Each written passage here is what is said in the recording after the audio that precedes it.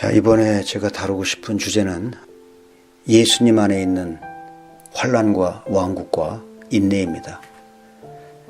자, 1장 9절에서 요한이 그렇게 얘기하죠. 나 요한은 너희 형제요 예수의 환난과 나라와 참음에 동참한 자라. 개역성경은 여기에 예수님의 환난, 나라, 참음을 말합니다. 근데 원문을 직역한다면 예수님 안에 있는 환난과 왕국과 인내입니다. 자, 1장 6절에서 주님이 우리를 그분의 왕국이 되게 했다는 사실을 우리가 배웠습니다. 하나님은 우리를 긍정적 측면에서 그분의 왕국 백성이 되게 했죠. 왕국의 일부가 되게 했습니다. 그런데 이 왕국이 이미 그분의 은혜로 우리가 왕국이 되었지만 왕국의 완전함에 이르는 것은 또 다른 측면의 문제라고 하는 사실을 아셔야 됩니다. 예를 들어서 꽃밭을 만들었습니다. 꽃밭에 씨를 뿌렸어요. 꽃밭입니다. 자, 그런데 이 꽃밭이 씨가 있을 때 과연 꽃밭이냐? 아닙니다. 완성되어야 됩니다. 왕국에 대해 두 방면이 있습니다. 우리가 왕국 안에 들어가는 것이 있고 우리가 왕국이 되는 것이 있습니다. 사람이 거듭나지 않으면 하나님 나라에 들어갈 수 없다. 하나님 나라를 볼 수 없다. 요한복음 3장에서 말하죠. 자, 그런 다음에 왕국이 이 땅에 출현할 때 그 왕국의 영광에 참여하는 건 또 다른 문제입니다. 자, 그래서 두 단계의 왕국에 대한 이해가 있어야 됩니다. 6절에서는 우리가 왕국이 된 걸 얘기합니다.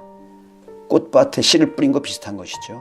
근데 여기 9절 오면 예수님의 환난과 참음에 의해서 예수님 안에 있는 환난과 인내에 의해서 나라에 동참하는 문제 또는 영광이 이를 때 그 나라에 들어가는 문제를 말하고 있습니다. 왕국이 되는 것 다 좋아하고 왕국 안에 참여하길 갈망하지요. 주님이 다시 올 때 주님이 가지고 올 왕국에 참여할 마음이 있습니다. 그런데 조건이 있습니다. 환난이 있어야 하고 인내가 있어야 한다는 거죠.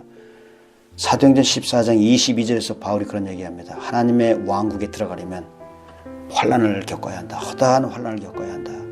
천국 입성, 허다 환난 필수 경력, 이렇게 중국어 성경은 말을 하고 있죠. 환난은 우리로 하여금 왕국에 들어가는 자격을 줍니다. 왜 그러면 왕국에 들어갈 때 환난이 있어야 하냐? 이것이 생명과 관련이 있는 왕국이기 때문에 그렇습니다. 모든 생명은 다 그 정점인 영광, 아름다움에 이르려면 환난이 필요합니다. 꽃이 꽃으로서의 아름다움을 가지려고 한다면 씨로부터 시작해서 많은 과정을 거쳐서 꽃에 이르게 되죠. 하나님의 나라 역시 동일합니다. 주 예수님이 이 땅에서 모진 환난과 고난을 겪은 후에 오랜 인내를 통한 후에 그분이 영광을 얻으시고 승천 안에 올라가셨죠. 주님이 이 땅에 다시 올 때 그분은 그 영광의 왕국을 가지고 오십니다. 이 땅의 교회가, 이 땅에 믿는 이가 그분과 동일한 길 안에서 환난을 통과하여 인내 안에서 그 안에 들어간다면 우리 역시 동일한 영광의 왕국에 동참하게 되죠. 이 문제는 상당히 중요한 문제입니다. 중차한 문제죠. 그래서 바울은 환난이 경하다고 말했습니다. 환난이 짧다고 말했습니다.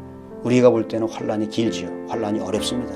그런데 바울은 환난이 짧고 환난이 경하다고 말을 합니다. 또 바울은 예수님을 위해서 받는 환난을 즐거워한다고 했습니다.